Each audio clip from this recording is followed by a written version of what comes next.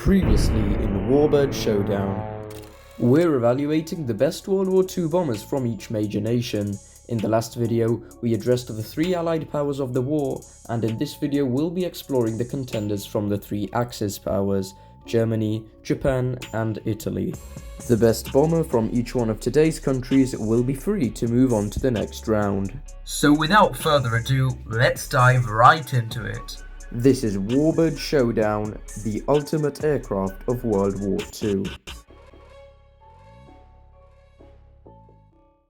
Our first nation is Germany, which mainly wielded medium bombers to terrorize Europe during the early years of World War II. The Heinkel HE-111 was one of the most recognizable bombers of the war, becoming the primary bomber used during the Battle of Britain. Its elliptical wing provided a good balance between aerodynamic efficiency and structural simplicity, helping reduce drag while allowing for a smoother airflow over the wings. It had a decent speed of 440 km per hour and could usually carry up to 2,000 kilograms of bombs. The HE-111 was defended by 5 7.92mm machine guns, providing mediocre defense since it was still vulnerable to fighter attacks, particularly during daylight raids over Great Britain. This aircraft was instrumental in the early Blitzkrieg campaigns, delivering devastating bombing runs across Poland, France, and the UK. On the other hand, the Junkers Ju-88 was the Luftwaffe's most versatile aircraft. Initially conceived as a fast bomber, the Ju-88 evolved into a multi-role aircraft, excelling not only as a bomber but also as a night fighter, reconnaissance plane, and even a dive bomber. With a great speed of up to 510 km per hour and a ferocious payload of 3,000 kilograms, the Ju-88 was faster and more powerful than the HE-111. This is why its defense didn't have to be fantastic. 4 light machine guns covered most of the plane. The Ju-88 played a critical role in nearly every major German operation, from the invasion of Norway to the Eastern Front. Its adaptability made it a constant threat to Allied forces. Now we move on to the Heinkel HE-177, Germany's only long-range heavy bomber to see significant service during the war. Known as the Greif or Griffin, it was designed to deliver massive payloads over long distances, but it was plagued with technical difficulties throughout its operational life. Its top speed was no less than 560 km per hour, and it could carry an astonishing 6,600 kilograms.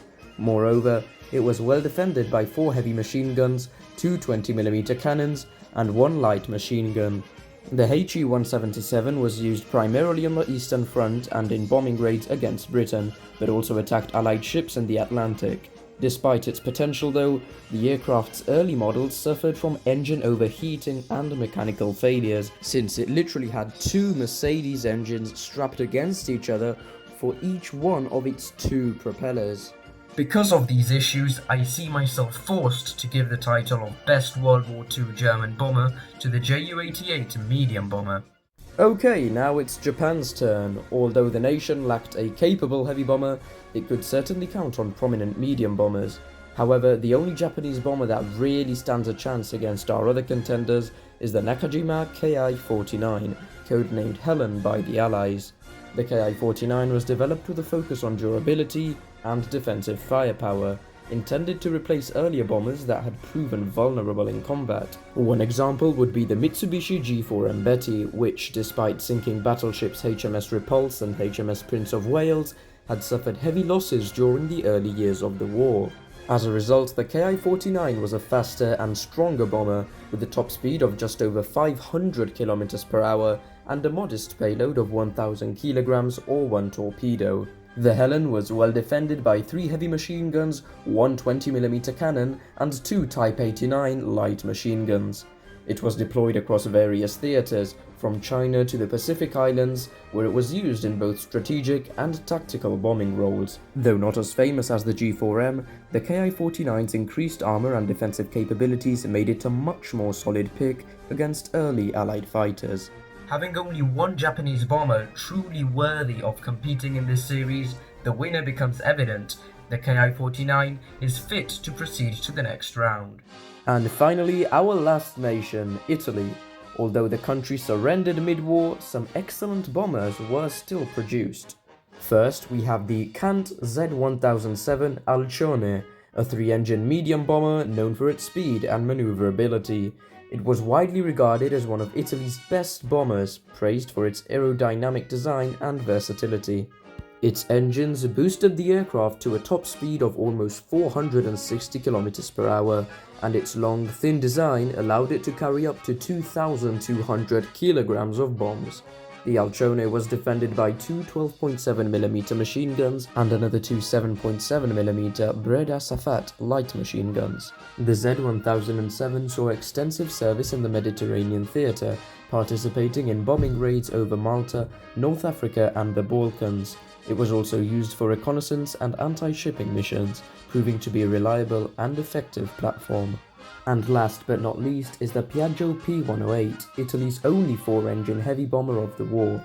The P108 was a technically advanced aircraft designed to rival the heavy bombers of other nations, reaching a top speed of 430 km per hour and a payload of 3,500 kilograms. It was a formidable aircraft. 7 heavy machine guns, including 2 remote-controlled turrets, covered almost any angle. The P108 gained fame for its long-range bombing missions, including attacks on Gibraltar and the Allied fleet in the Mediterranean. However, the P108's impact was limited by its small production numbers and the logistical difficulties faced by Italy during the later stages of the war.